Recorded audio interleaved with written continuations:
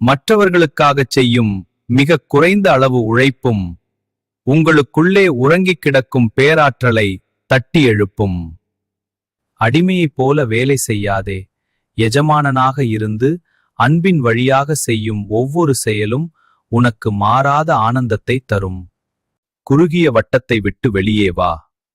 முழுமையான சுயநலமின்மையே உன்னை எல்லையற்ற விரிவுடையவனாக மாற்றும். உயர்ந்தோருக்கும் பாமரருக்கும் இப்போது தேவையானது ஆன்மீக ஒருமைப்பாடே. நீயும் நானும் ஒன்றே என்கிற தத்துவமே எல்லா நீதிக்கும் அடிப்படை. அத்வைதம் அச்சத்தை போதிப்பதில்லை.